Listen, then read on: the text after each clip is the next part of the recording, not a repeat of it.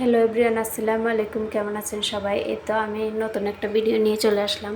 সবসময় ভিডিও দিতে পারি না, তো মাঝে মধ্যে এক দুইটা ভিডিও দেওয়ার চেষ্টা করি।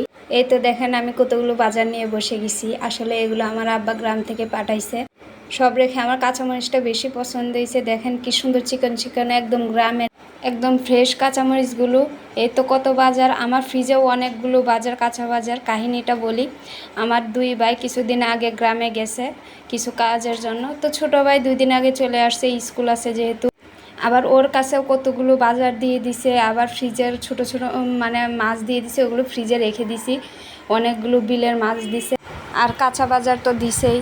আরও পারে নাই আরও কত কিছু দিয়ে দিতে। ছোটো মানুষ আনছে কত জিনিস, আর এর ভিতর আমার বড় ভাই আসছে, এখন আবার ওর কাছেও কত বাজার দিয়ে দিছে, আবার চালের বস্তা দিছে।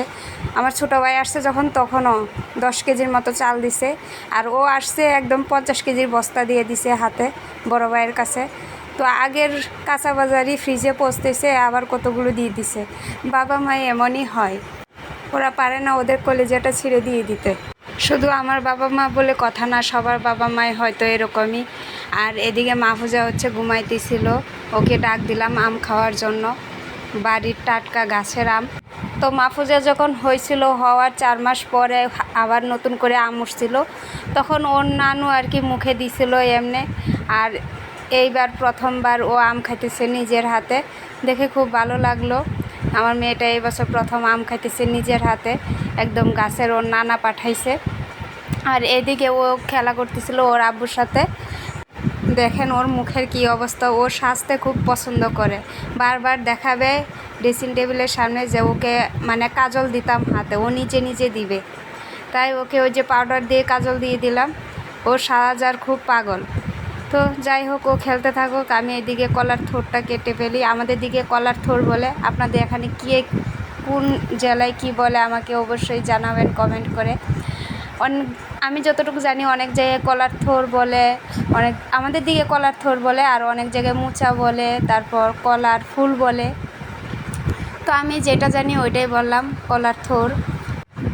আর একটা একটা বাঁচতে আমার এত কষ্ট হইতেছিল। এই দেখেন 4-5টা পার্ট, প্রথমে একটা সাদা পার্ট, পিছনে আবার পর্দার মতো, আবার মাঝখানে একটা শক্ত কি জানি, আবার নিচে কাটতে হয়।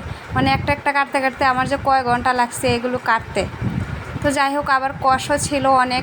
তো এর মধ্যে আবার মাহফুজা আব্বু এসে কলার থোরের আস্থা থেকে আবার আমাকে কয়েকটা ছুটায় দিছে, যেন আমার তাড়াতাড়ি হয়, যেন ছাড়াইতে। তার জন্য ও কয়েকটা ছুটায় দিছে। আমার দেখতেছিল আমার অনেক দেরি হইতেছিল। অনেকে আবার এগুলো খায় না, হাতে কষ কালো হয়ে যায় এই বয়ে। তো আমার তো ওই ভয় নেই, কিছুক্ষণ পরে উঠে যাবে বা 1-2 দিন পরে উঠে যাবে, সমস্যা কি। গ্রামের তো একটা জিনিস খাওয়া হইল। তো অনেকে বয়ে খায় না, আমি যতটুকু জানি। তো এই তো কাটার পরে এইটুক হয়েছে, কয়েক ঘন্টা কাজ করার পরে এই তো সফল হইল আমার শেষ পর্যন্ত।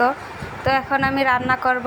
প্রথমে এই তো কড়াই বসাইছি, কিন্তু তেল ডালতে গিয়ে দেখি নতুন তেলের বোতল আনছে, উপরে যে একটা অংশ থাকে ওইটাই আমি ছুটাই নিই। তো ওইটা ছুটাইতেছিলাম, পরে তেল ডাললাম, এই আর কি। মাথা নষ্ট। এদিকে মাহফুজা, তারপর ওকে কুলে নিয়ে নিয়ে সব রান্না করতে। আমাদের দিকে আবার কলার থোর হচ্ছে শুটকি দিয়ে খাওয়া হয়, আমি ছোটোবেলা থেকে যেটা দেখে আসছি। তো ওইভাবে রান্নার চেষ্টা করতেছি। প্রথমে পেঁয়াজ দিয়ে দিলাম, রসুন, তারপর কাঁচামরিচ, এগুলো সব আস্তে আস্তে দিয়ে দিব।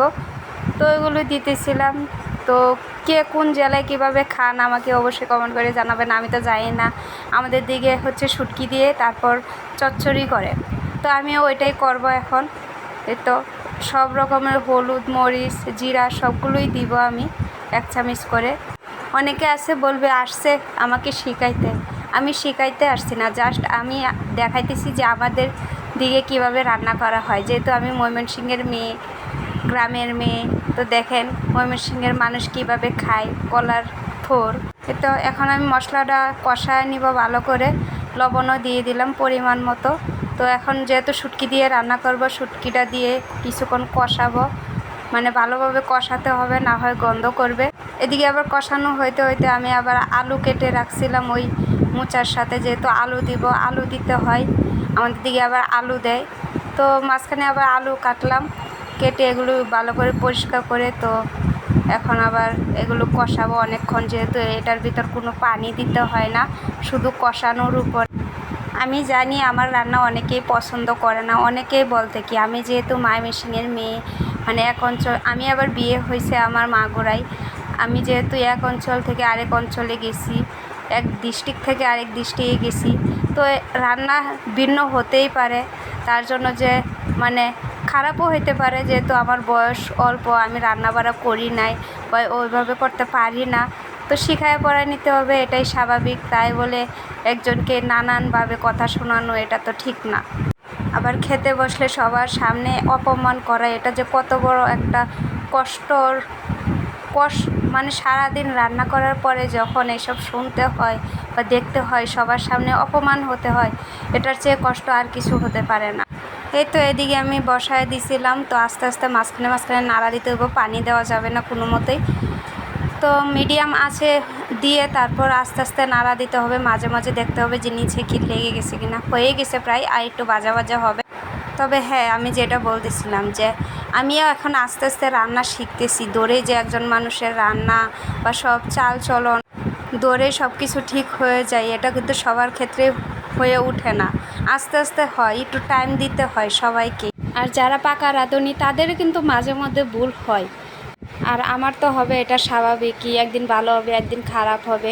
এদিকে দেখেন আপনাদের সাথে কথা বলতে বলতে আমার কলার ঠোঁট হয়ে গেছে, তো নামায় নিব। আজকে এই পর্যন্তই। সবাই ভালো থাকবেন, সাবধানে থাকবেন, আমাদের জন্য দোয়া করবেন। আল্লাহ হাফেজ।